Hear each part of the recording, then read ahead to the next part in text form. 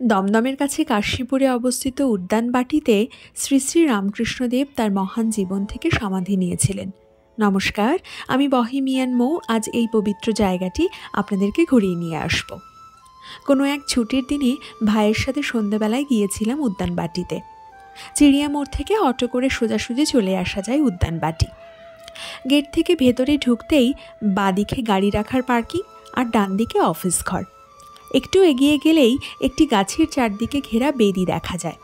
সেখানে ঠাকুরের মহাদৈবিক দৃশ্য দেখা গিয়েছিল, যাকে কল্পতরু স্থান বলা হয়। সবাই সেখানে এসে প্রণাম করেন। এখান থেকে সোজা রাস্তা চলে গেছে সেখানে ঠাকুর বসবাস করতেন একসময়। চলুন আমরা ঘুরে ঘুরে দেখি আর গল্প করি কিভাবে ঠাকুর সমাধি নিয়েছিলেন। শ্রী রামকৃষ্ণ যখন গুরুতর অসুস্থতায় ভুগছিলেন, তখন তাকে চিকিৎসার জন্য দক্ষিণেশ্বরের কালী মন্দির থেকে 1885 সালে অক্টোবর মাসে শ্যামপুকুরে নিয়ে যাওয়া হয়।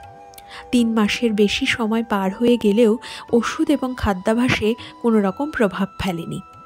উন্নতির জন্য শেষমেশ ডক্টর মহেন্দ্রলাল সরকারের পরামর্শে ভক্তরা তাকে 1885 সালে 11ই ডিসেম্বর বিকেলে কাশীপুর বাগানবাড়িতে নিয়ে আসেন এবং উদ্যানটি ঘন বসতি ও দূষিত পরিবেশ থেকে বেশ কিছুটা দূরে ছিল।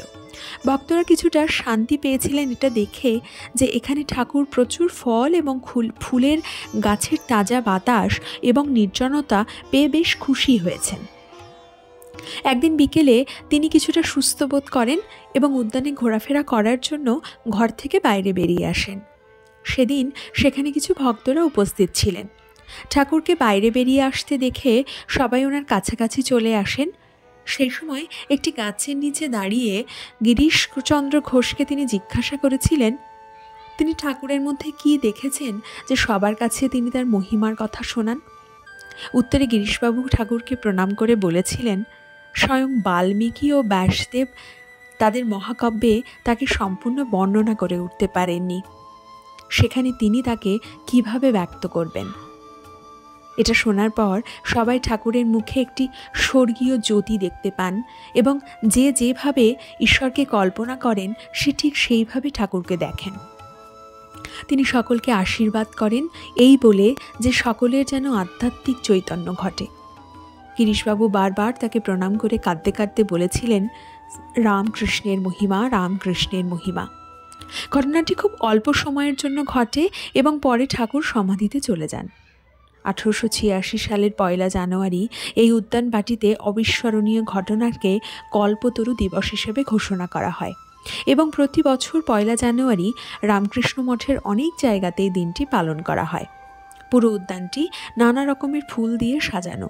চারদিকটা ভীষণ পরিষ্কার এবং মনোরম একটা সন্ধে।